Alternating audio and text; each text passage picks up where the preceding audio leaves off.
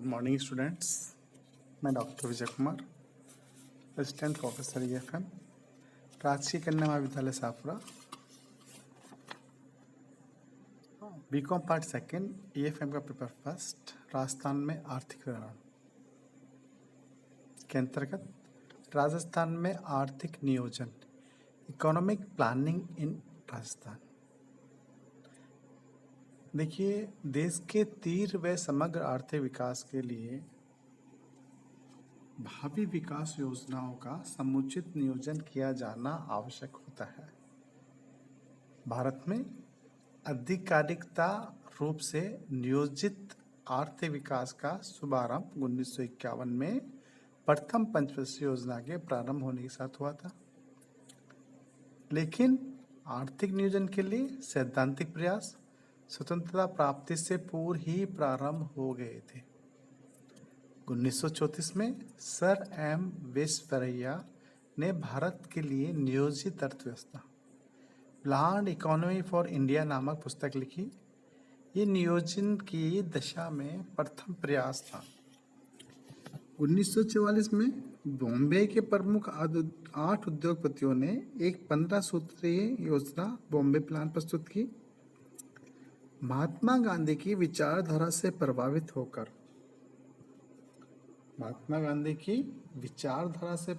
होकर श्री मन्नारायण ने 1944 में एक योजना निर्मित की, जिसे गांधीवादी योजना के नाम से जाना जाता है। भारतीय श्रम संघ के श्री M.N. राय द्वारा 1945 में जन योजना पीपल्स प्लान का भी निर्माण किया गया। अभी तक हमारा देश आज़ाद नहीं हुआ था 1945 से। 1947 में हमारा देश आज़ाद हुआ, तो स्वतंत्रता प्राप्ति के पश्चात जनवरी 1950 में जयप्रकाश नारायण ने सर्वोदय योजना प्रस्तुत की। इस योजना के कुछ अंशों को सरकार द्वारा अपनाया गया, पूरे अंशों को नहीं अपनाया। हाँ, इसमें सम पार्ट्स उन्होंने लिया गवर्नमेंट ने अपनी योजना के अंदर। ये कहना बिल्कुल सही है कि भारत में जो आर्थिक नियोजन किया गया वो पंडित जवाहरलाल नेहरू ने किया था। आपने सोवियत संघ से इस मॉडल की प्रेरणा ली थी। हमारे देश में आर्थिक योजनाओं के निर्माण एवं प्रगति का मूल्यांकन करने हेतु 15 मार्च 1950 को केसी नियोगी समिति की सिफारिश पर, ध्यान दीजिए, 15 मार्च 1950 को केसी नियोगी समिति की सिफारिशों पर केंद्र सरकार द्वारा मंत्रिमंडलीय प्रस्ताव से राष्ट्रीय स्तर पर योजना आयोग प्लानिंग कमीशन की स्थापना की गई। केसी नियोगी समिति की सिफारिशों के आधार पर यह एक सलाहकारी, एडवाइजरी एवं संवेदनोत्तर निकाय है, जिसका अध्यक्ष प्रधानमंत्री को बनाया गया। वर्तमान में केंद्र में भाजपा सरकार ने योजना आयोग को भंग करके इसके स्थान पर योजनाओं के निर्माण एवं मूल्यांकन हेतु 1 जनवरी 2015 से नीति आयोग 1 जनवरी 2015 से NITI Aayog national institute for transforming India का गठन किया गया। कब किया? बीजेपी सरकार ने 1 जनवरी 2015 को नीति आयोग का गठन किया गया। मीन क्या हुआ? अब तक जैसे हम योजना आयोग कह रहे थे, अब वो 1 जनवरी 2015 से नीति आयोग के रूप में स्थापित हो गया। नीति आयोग के अध्यक्ष प्रधानमंत्री हैं, उपाध्यक्ष एवं अन्य विशेषज्ञ इसके सदस्य होंगे, जिनकी नियुक्ति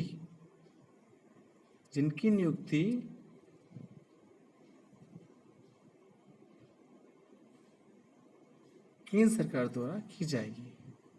इसका प्रथम अध्यक्ष, हमें जानकर खुशी होनी चाहिए कि नीति आयोग के प्रथम अध्यक्ष राजस्थान के प्रसिद्ध अर्थशास्त्री अरविंद पान गड़िया जी को बनाया गया था। तो हमारे लिए खुशी की बात है कि राजस्थान में नीति आयोग का जब गठन हुआ 2015 को, और इसमें जो प्रथम उपाध्यक्ष बना गया वो राजस्थान के अरविंद पनगड़िया जी थे। नीति आयोग का निर्माण किस तरह होता है, नीति आयोग के निर्माण की प्रक्रिया क्या है, उसके बारे में आप चर्चा करेंगे। योजना निर्माण एक जटिल प्रक्रिया है। प्रत्येक योजनाओं के नेपथ्य में एक विस्तृत तंत्र का योगदान होता है। स्टूडेंट्स, प्लानिंग एक जटिल प्रोसेस है। बहुत सारे प्लानिंग डिपार्टमेंट्स के अधीन बहुत सारे अधिकारी कर्मचारी इसमें काम करते हैं। योजना निर्माण हेतु प्रारंभ में योजना आयोग, जिसे अब नीति आयोग बोला गया है, विभिन्न कार्यकारी समूह वर्किंग ग्रुप्स का गठन करता है। आयोग द्वारा विभिन्न राज्यों एवं केंद्र शासित प्रदेशों की सरकारों से योजना के अनुमानित प्रस्ताव तैयार कर बनवाए जाते हैं।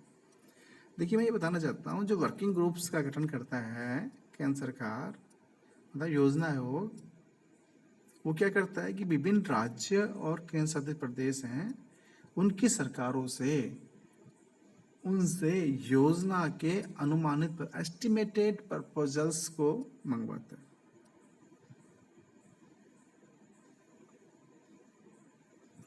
कार्यकारी समूह द्वारा तैयार किए गए क्षेत्रीय कार्यक्रमों एवं राज्यों से प्राप्त अनुमानों के आधार पर योजना आयोग पंचवर्षीय योजनाओं का एक संक्षिप्त मेमोरेंडम तैयार करता है।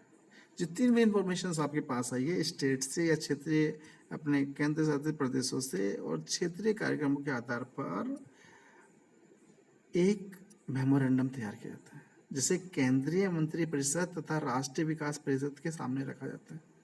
तो यूनिट है केंद्रीय मंत्री परिषद और राष्ट्रीय विकास परिषद, national NDC, national development council.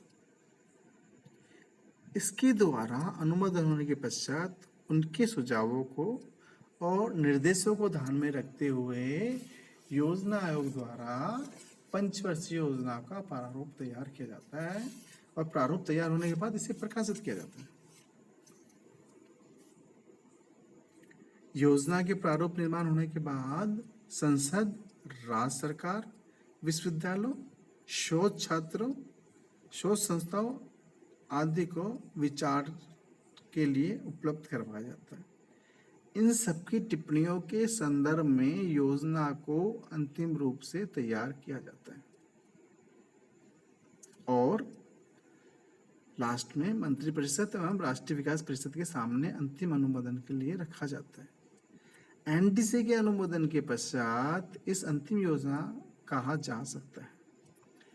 अंतिम रूप से प्रधानमंत्री से संसद के सूचनार्थ एवं अनुमोदनार्थ प्रस्तुत करते हैं।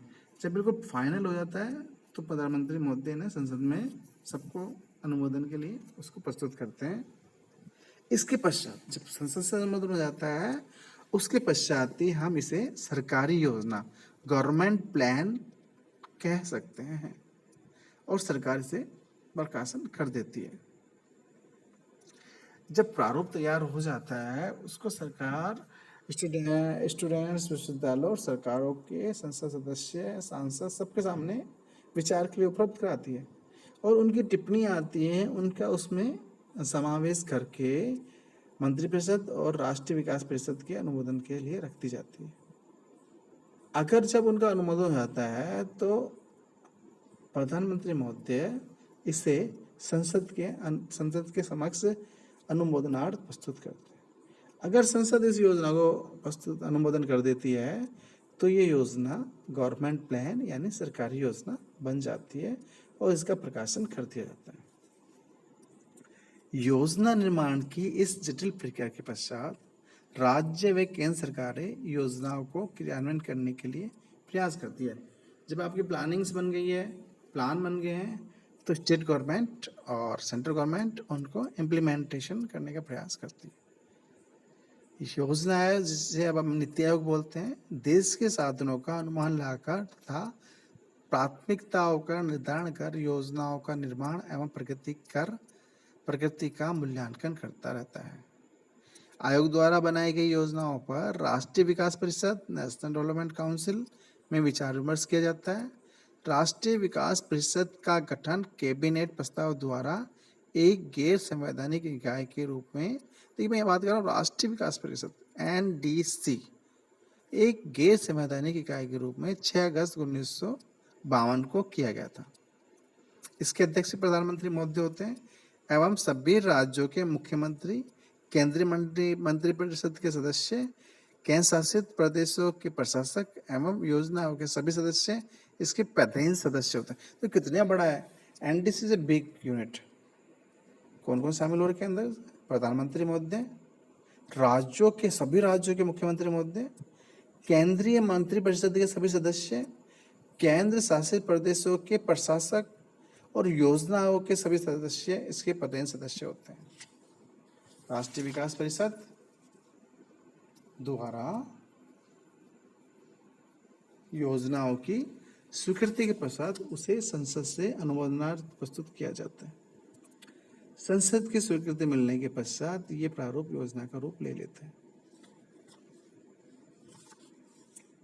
राजस्थान राज्य स्तर पर राज्य आयोजना विभाग योजनाओं का निर्माण, नियंत्रण एवं मूल्यांकन करता है तथा इनसे संबंधित मामलों में राज्य सरकार को सलाह देने के लिए उत्तरदायी है।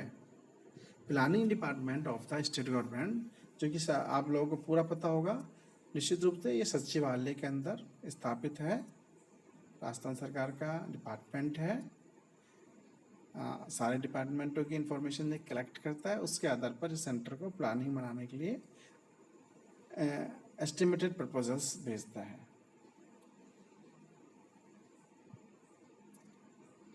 प्लानिंग बनाने की सहायता में राज्य स्तर पर मुख्यमंत्री की अध्यक्षता में राज्य में राज्य आयोजना बोर्ड का गठन किया गया है।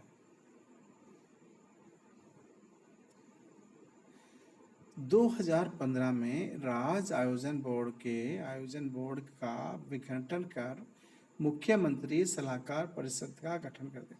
देखिए उधर तो उन्होंने क्या किया, नीति आयोग को स्थापित कर दिया, यानी योजना समाप्त करके नीति आयोग की स्थापना 2015 में कर दी।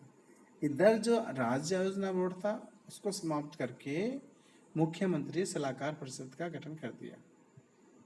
इसके अध्यक्ष मुख्यमंत्री महोदय होते हैं।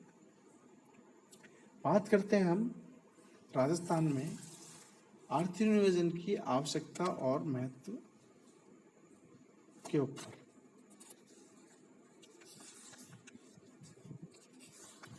जैसा कि आपको पता है कि राजस्थान में आर्थिक नियोजन की आवश्यकता और महत्व क्यों पड़ी। सबसे पहले शक्ति के साधनों का विकास। राज्य में शक्ति के साधनों का अभाव है, उनके विकास करने के लिए, विद्युत का उत्पादन बढ़ाने के लिए योजना की आवश्यकता होती है। कृषि का विकास। राजस्थान में आर्थिक नियोजन द्वारा ही सिंचाई के साधनों का विकास कर कृषि की उत्पादन में वृद्धि की जा सकती है। पशुपालन एवं डेयरी विकास। राज्य में आर्थिक नियोजन की आवश्यकता तथा पशुओं का विकास कर डेयरी उद्योग को विकसित करने की आवश्यकता अनुभव की गई, तो उसके लिए प्लानिंग बहुत जरूरी है। औद्योगिकरण, नेक्स्ट पॉइंट। राजस्थान में आर्थिक नियोजन द्वारा कृषि, खनिज तथा पशु आधारित उद्योगों का तीव्र गति से विकास कर राज्य के औद्योगिक विकास की दर को प्लानिंग द्वारा ही बढ़ाया जा सकता है। परिवहन एवं संचार साधनों का विकास। आर्थिक नियोजन अपनाकर ही हम परिवहन एवं संचार सुविधा का विकास कर सकते हैं।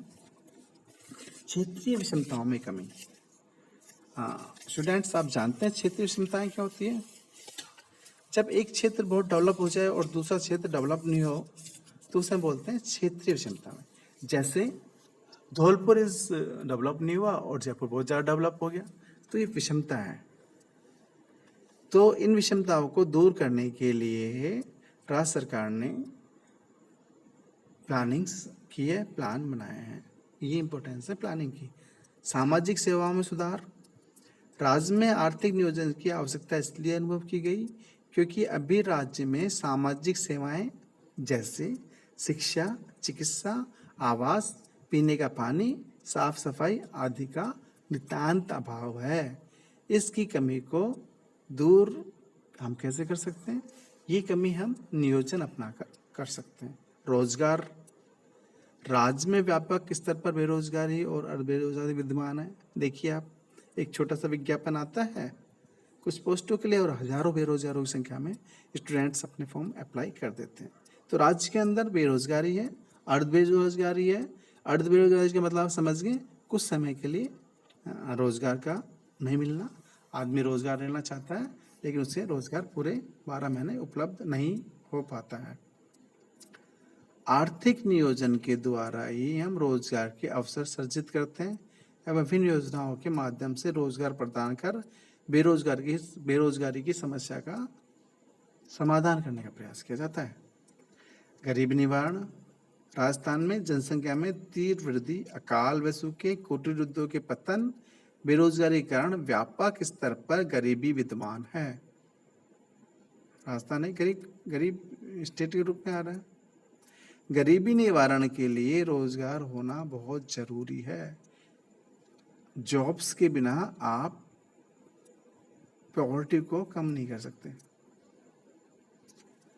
जनता की आय में वृद्धि की जा सकती है। हम प्लान करेंगे, रोजगार देंगे, कुछ योजनाएं बनाएंगे तो निश्चित रूप से गरीबी निवारण में हमें मदद मिलती है। प्राकृतिक प्रकोपों से मुक्ति, जैसा कि हम जानते हैं राजस्थान में अकाल व सूखा एक स्थायी समस्या है। एक बड़े हिस्से में रेगिस्तान होने व वर्षा के अभाव में पानी की कमी की भी समस्या मिलती है। अकाल और सूखे की समस्या तो हमेशा विद्यमान रहती है। तो इस समस्या का निवारण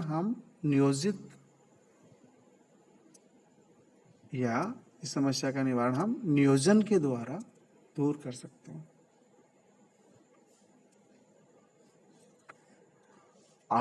राजस्थान में आर्थिक नियोजन के क्या उद्देश्य है ये आप अगली क्लास में पढ़ेंगे। Thank you. मैं doctor Vijay Kumar, government girls college Shahpura.